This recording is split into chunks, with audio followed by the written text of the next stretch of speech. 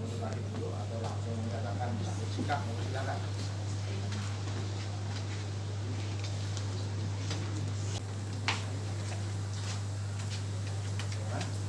Baik, majelis akan bicara dengan kami dari putusan ini kami akan pikir-pikir Juga 1 minggu ya, setelah 1 minggu dipikirkan. Bisa juga nanti kalau banding bisa turun, bisa naik, kita tidak masalah, bisa juga transfernya ke sana. Kita bisa kan kita ada di sana, kita untuk umum pikir, jadi karena masing-masing pihak akan pikir, bisa terkait akan selesai dan ditutup.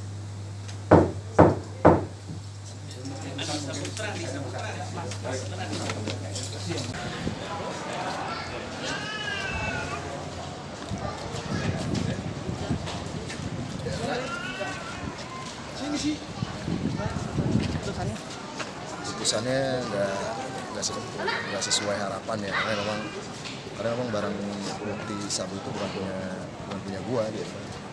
Jadi sampai sekarang juga DPO-nya nggak ada, belum ditangkap ya. Terus lo kan mengajukan banding kan? Iya dong, karena banding ya pasti ya. Nanti dibicarakan sama profesi. Ya terbicarakan. Oke. Berarti sangat kecewa sekali ya karena yang punya barang ini Kecewa banget, pasti kecewa banget. Ya udah, mohon doanya aja lah, mudah-mudahan bisa. Ya, makasih ya. Ayo.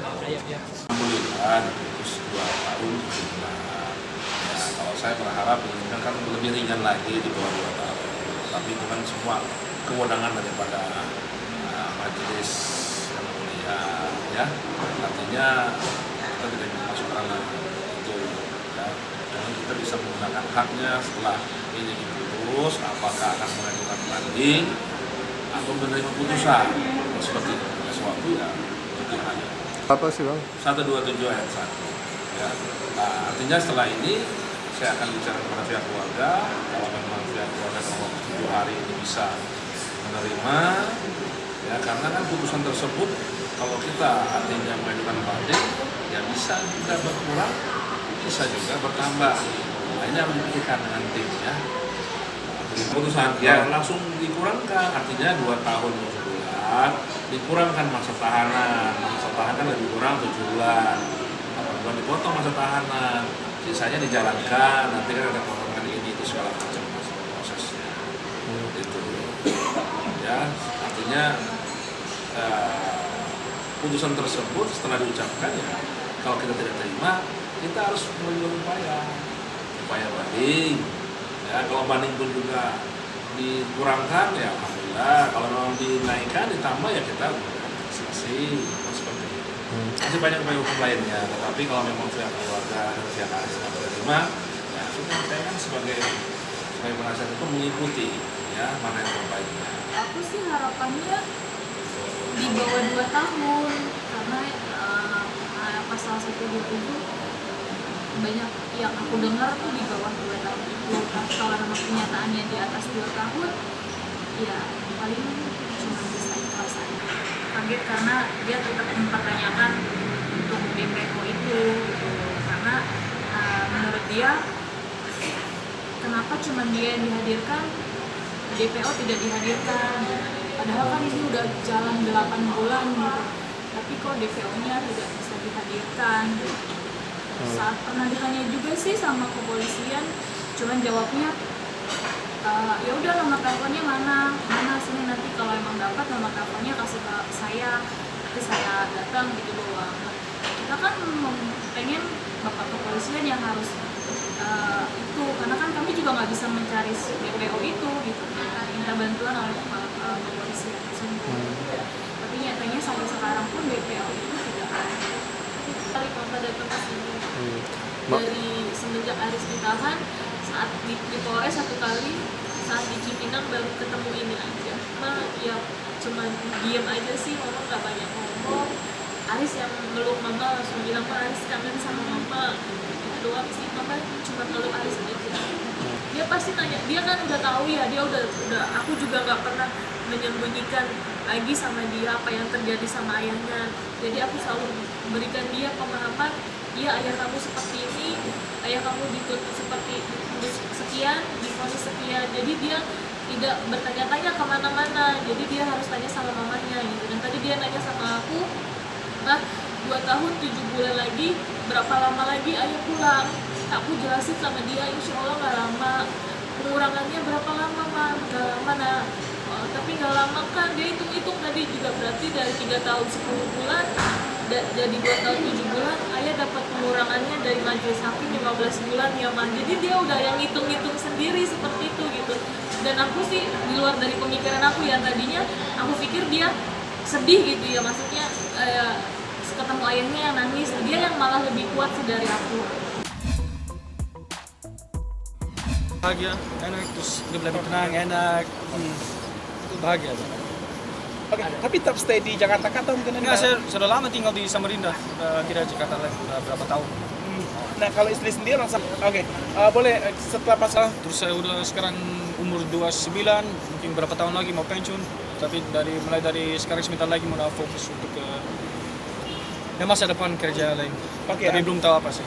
belum tahu. Ya, Tapi dari sudah istri- tahu tapi belum mau. Oke, nah setelah dari habis nikah lo kapan kan lo mulai hijrah. Timbul lah. Oke, jadi kalau bisa tanggapan sedikit dong. Sering orang bilang, dia kamu harus begini. Tapi kalau kita sendiri belum siap atau belum bisa berubah, kalau kita dari diri sendiri udah ada feelingnya begitu ya pasti bisa berubah. Tapi kan setiap orang tuh pasti punya Sendiri bagaimana kan? Saya hanya juga malu sendiri, banyak saya bikin lakukan yang tidak baik juga. Hanya juga feeling hanya juga ya cukup mandal ini cukup. kalau istri sendiri mendukung hijrah lo sendiri atau enggak istri 100%. seberapa dukungan sang istri sendiri? Biasa aja. Ego jangan begini. Itu aja. Tapi Dika sendiri punya guru nggak sih? Video-video di YouTube. Kenapa milih YouTube sendiri? Ya, saya sering nonton di YouTube, ada orang vlogger atau apakah atau videonya itu aja. Dapat inspirasi di situ. Ikut kajian atau gimana? Ya itu nggak tahu juga. Memang dulu saya berteman sama laki-laki atau perempuan, terus mereka bilang saya playboy. Padahal saya cuma satu kali pernah pacaran. Itu aja. Sekarang tidak. Saya bukan playboy. Hal positif apa yang lo dapatkan Ternyata apa? Oh, apa tato? Enggak. Tidak boleh. Itu lebih sakit daripada kita hapus. Oke, punya planning berapa anak? Semoga mereka baik lagi. Soalnya mungkin biasa kan adik kakak lagi ribut itu biasa. Tapi semoga ya mereka damai terus. Tapi lu menyangka nggak sih sana? Yang lain? Digo kabarnya kemarin sempat Jujur. Tapi suka keganggu nggak sih dengan Cukup lama tidak kontak. apa istri keganggu nggak dengan nama kamu sering dikaitkan nih dengan kasus ini? Oh tidak. Kan dia tahu kok saya seperti teman sama mereka. Oke. Thank you, Sego. Udah foto Digo. Siap. Tadi ya tanggapan soal poligami. Berat ya? Iya.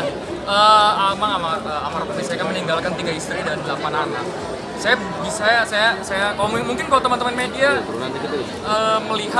hanya melihat bagaimana tanggapannya pro kontranya atau fenomena poligami di masyarakat, memang poligami tidak semuanya baik. Maka itu tadi yang mungkin yang teman-teman yang sudah nonton tahu ada pesan terakhir di film itu. Kalau misalkan tidak sanggup, ya udah satu aja. Dan itu memang yang pesan yang selalu diamanahkan kepada saya juga. Karena ketika almarhum poligami itu harus ada izin.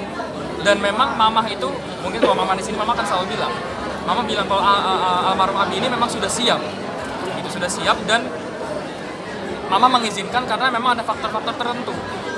Dan Abi ketika membicarakan soal poligami juga, ini tadi yang saya bilang tadi, karena banyak sekarang, maaf sekali lagi saya nggak menyinggung siapa-siapa di sini ya, saya nggak mau nanti dialingin siapa-siapa, dikekang siapa-siapa, tapi memang banyak faktanya orang ini memanfaatkan syariat untuk nafsunya sendiri. Poligaminya diam-diam, terus karena poligami akhirnya jadi cenderung ke istri kedua, atau misalkan gara-gara poligami jadi cerai bahkan gitu. Atau misalkan ya tadi lah, ini untuk memuaskan nafsunya, dan ini yang salah. Begitu, ini yang salah. Jadi saya juga ingin film ini mensiarkan poligami supaya poligami ini tidak asing dan tidak selalu buruk mata di masyarakat.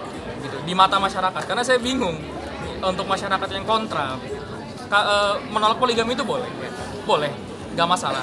Tapi yang saya heran kenapa poligami ayah saya baik-baik aja, kita akur semua, 3 istri akur semua, bahkan saya menganggap sama adik kandung saya dari istri pertama dengan adik kandung dari istri kedua, saya anggap semua sama.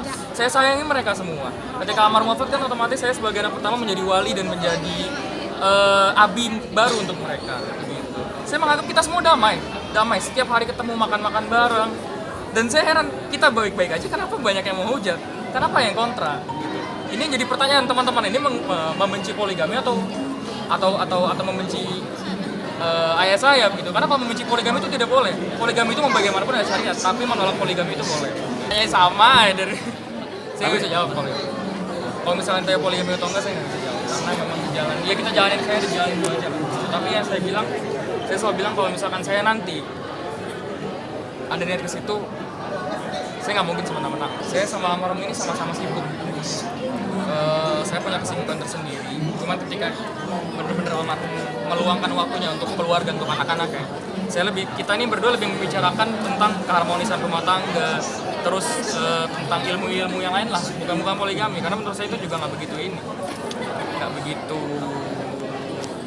penting lah. Ini hubungan apapun, mau hubungan persahabatan aja atau sekedar kan bisa saya ada yang namanya masalah. Gimana hubungan pernikahan? Karena saya juga menikah juga, usia pernikahan saya 3 tahun, saya sudah merasakan bagaimana konflik dalam rumah tangga. 1 istri aja bisa berantem, gimana 3? Nah ini yang saya bilang tadi, sangat sulit mencontoh karisma dan wibawa sosok almarhum ayah saya. Karena 1 istri aja, saya menaklukkan istri itu. Maksud saya, hal yang wajar lah konflik suami istri begitu. Tapi bagaimana abi itu dari 3 istri itu bisa tunduk semuanya, bisa patuh semuanya. Nah ini sangat sulit dicontoh. Kalau misalkan dibilang ada masalah, pasti ada masalah. Tapi ketika dikumpulkan semua, apa masalahnya, apa ininya, ayo kita selesaikan baik-baik. Gak ada yang berani ngelawan. Semua patuh, semua hormat, dan memang saya bisa bilang abi ini sangat-sangat berperan besar dalam perdamaian antar keluarga kita. Karena saya bilang, saya sama itu prinsip, kalau misalkan masalah itu kita nggak mau bahas, karena kan kita nggak ada yang tahu yang itu. Saya nggak mau ketika saya bilang A, tiba-tiba nanti begini, atau saya bilang B, tiba-tiba begini.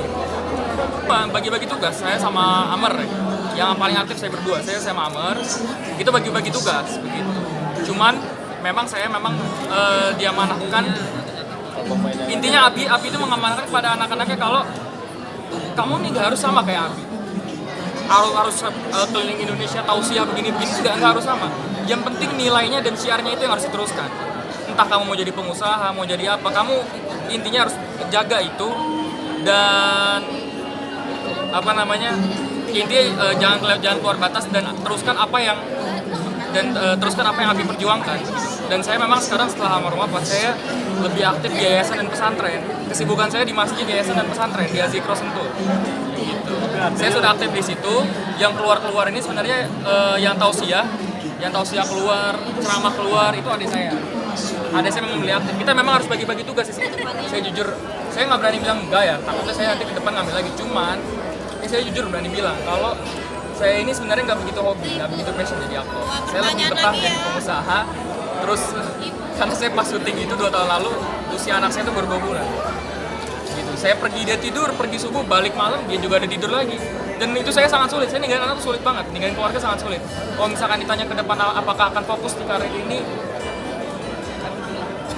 saya nggak bisa pastiin, tapi mungkin enggak.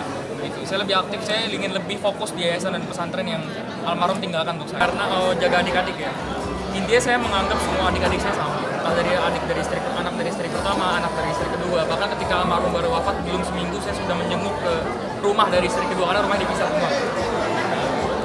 Saya peluk istri kedua, nangis di situ. Saya nangis, saya peluk, udah sekarang saya gantiin. Itu saya anggap ada adik-adik ini, namanya ada Muhammad. Ya. Ini saya anggap semuanya adik-adik saya, 3 adik saya semua sama. Saya menganggap adik saya, adik kandung dari ibu ini semua sama. Ini semua adik saya. Saya menganggap mama, yang pertama mama menganggap mama yang kedua sama. Saya menyayangi semuanya. Saya hanya mau apa yang almarhum inginkan, kita semua damai, jangan sampai itu nggak terrealisasi.